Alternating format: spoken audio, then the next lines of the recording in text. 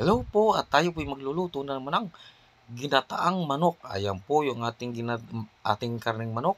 Pinatulo po natin yan sa screener at mayroon po tayo ditong bawang at sibuyas. Ayan po, iniwa na po natin yan. At siyempre, may luya rin po tayo diyang iniwa-iwa. At siyempre, meron din po tayo dyan dalawang siling green at dalawang siling pula. At yan po yung ating ground black pepper. Ayan, ang ating mga sangkap. At ito naman po yung ating mantika. Magigisahan po natin yan ng ating mga sangkap. At meron din po tayong patis. Ayan. At siyempre, may soy sauce po tayo dyan. Mga 4 na kutsara po. At ito pong ating suka. Ayan. Umpisa na po natin ang ating pagigisa. Ayan, nilagay na po natin yung ating mantika na yan dyan. Diyan po natin igigisa yung ating mga panangkap na yan. Unahin po natin dyan yung luya. Kasi po inuuna ko yung luya kasi po yun mas matigas. Ayan. Yung pong luya naman yan, pag nag-light brown na yan, ay pwede na rin natin yung isunod yung bawang. Ayan, halu-haluin lang po natin para mag-balance po ang kulay ng ating luya. Ayan, inalog-alog na po yan.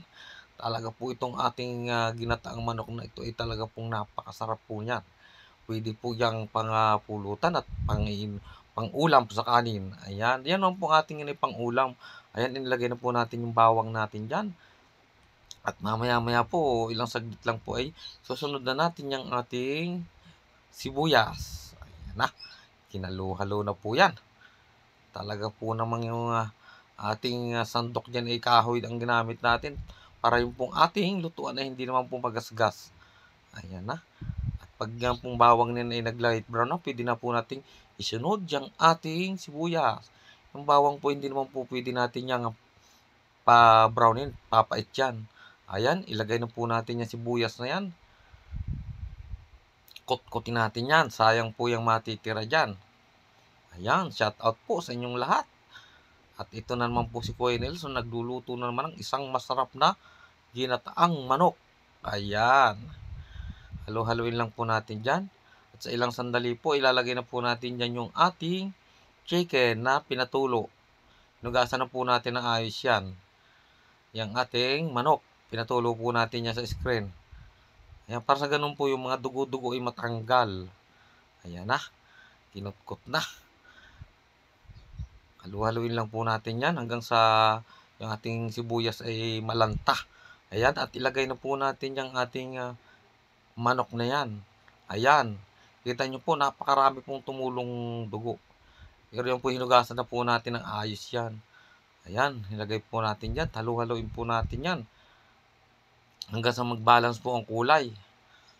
Ayan, para mag-mix po yung ating mga panangkap dyan. Nako, grabe na to guys.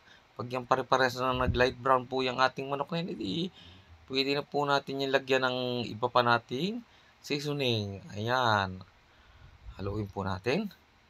Balik-balik ta rin po natin yan dyan. Oops, mayroon pa mayroon pa mga idol tayo ditong nakitang kaunting balahibo. Ay tatanggalin po natin yan at huhugasan po natin ng bago para sa ganun po hindi naman po mahalay kainin niyang may makikita ka pang balahibo dyan. Ayan na, sinaid na po natin ang balahibo. Tinanggal po natin at napakapangit naman pag may balahibo pa yan. Ayan na, pinalo-palo na. Maglalagay po tayo mamaya dyan ng mga seasoning. Ayan. Halo-haloin lang po natin yan. Bali-balik ta rin po natin yan.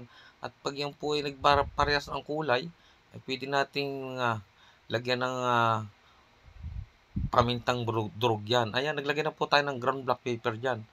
Haluin po natin para mag-mix po yung ating ground black pepper na yan dyan sa ating chicken. Ayan na, hinahalo na. Pinaikot-ikot na. Ayan ay saglit lang naman guys maluto kasi yung manok na ay malambot. Maglalagay po tayo dyan ng ilalagay na po natin yung ating chicken cubes para naman po mamuo ang lasa po ng ating chicken. Ayan, isasama ko na po yun dyan.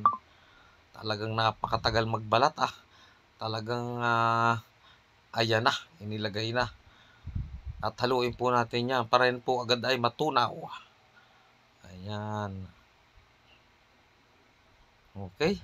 Pag po yan ay natunaw diyan, yung pong lasa niya ay talagang mamumuo po, manunuot sa laman po ng ating manok yung katas ng cubes na yan. Ayan. Para po buong-buo ang lasa ng ating chicken. Ayan na ang chicken. Haluin po natin ang ating chicken. Ayan na. Pinalo-palo na.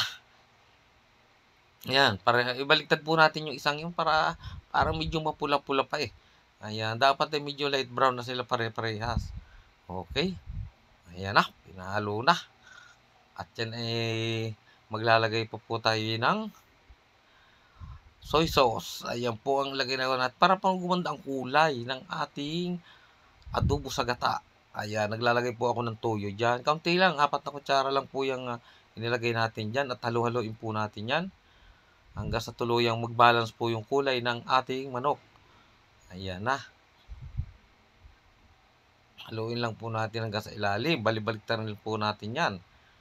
Nako, mabango na po yan. Ayan. Kutkutin po natin yung tabi para po yung ating mga sahog ay nandiyan lahat. Yung ating ricadong yan sa gitna. Ayan na. At yan po i-cover po natin para sa ganun ay mas madali pong lumambot yung ating chicken. Ayan, hinahanap po ang mga nasa pa ba napalagay ang ating takip na yan? Ay nako, ang tagal. Ang tagal. Ayan na, i-cover na po natin. Nuha pa po sa ilalim ng cabinet yung na yan. Cover po natin yan ng mga 5 minutes. Ayan. Buksan na po natin yan. Titingnan po natin kung yan ay malambot na. At pag yung pong unang piga, yung pong pangalawang piga natin ay mamaya-maya po natin ilalagay dyan. Ayan. Para yun ang gagamitin natin sa tuloy-tuloy na pagpapalambot ng ating adobo sa gata. Chicken adobo sa gata. Ayan. Isang baso po yung pangalawang gata na yan. Ayan. Pag yan po naigan ha, ayan po isusunod na rin po natin dyan yung kakanggata. Yung ating pure na kakanggata. Ayan ha. Talagang pinalo ng pinalo. Pinagpag na. Ngayon, ay i-cover po ulit natin yan. Ayan na, i-cover natin para madali siyang lumambot. Okay.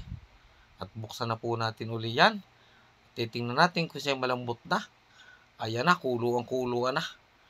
Talaga po kahit pangalawa pa lang gata ng nyugi, talagang parang malapot na. Lalo po pag nailagay natin dyan, ating pangalawang gata. Aha. Yan pong ating unang piga. Sorry po, nailagay na po pala natin yung pangalawang gata. Ayan na. Ayan po, ulam na. Napakabango na po niyan. Maya-maya po maglalagay po tayo dyan ng siling pula at siling haba. Ayan na. Ilagay po natin. Pinutol ko lang po yung isa para naman po manuot yung kaunting anghang yan dyan sa ating chicken. Ayan. Malapit na po yung maluto.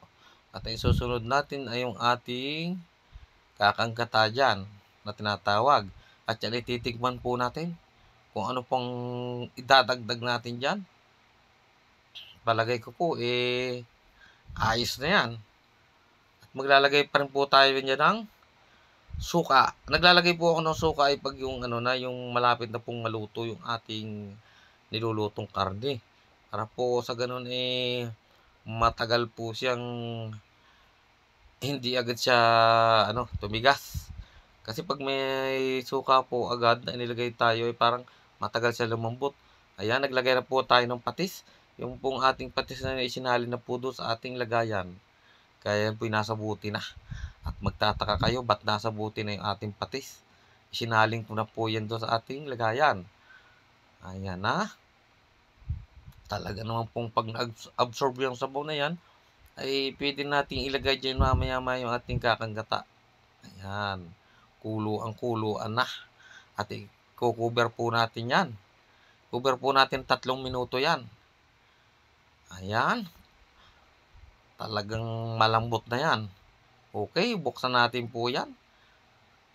Ayan at kuluan na. Para pong kahit pangalawang gata pa lang talagang napakalapot na siya. Kasi nga po yung ating ginatanyog 3 buong malaki po yan. Hindi na po natin na ipakita yan. Ayan, haluin po natin yan. pinagpag na naman. Siboy pagpag. Ayan. Yan po ay malambot na naman yung manok na yan. Hindi gaya ng mga kal na talagang kailangan lagain panalagain. Okay? At yan po ulit titikman natin kung ano pong panimpla ang ating idadagdag dyan. At hindi po tayo mapapakali hanggat hindi tama ang ating timpla. Okay? Parang okay na. Pwede naman po tayo maghabol niya kung matabang. At mamaya-maya po maglalagay po tayo dyan ng bechin. Ano pong bechin na hindi masama yan. Kaunting pagpag lang yan, okay na. Oh, maliit ang butas po ng ating lagayan ng bechin. Ayan. Ayusin natin. Nakaw. Napakabagal nito. Ay sigurado ng gutom na ang nakakain hindi pa luto yan. Ayan, yan po madaling maluto. Mamaya-maya po ilalagay na po natin dyan yung ating kakanggata. Kasi nga po na-absorb na niya yung pangalawang piga natin. Parang naglalapot na po yan. Okay? Kulo na po. Ngayon po ay talaga namang ilalagay na po natin mamaya yung ating kakanggata. Ayan na. Kasi po nga, iga na. Ayan na. Iga na po yan. Yan. Ibuhos na po natin yan diyang ating unang piga na yan. Wow. Gatas na gatas po. Coco milk. Yan po yung piniga natin ng walang tubig.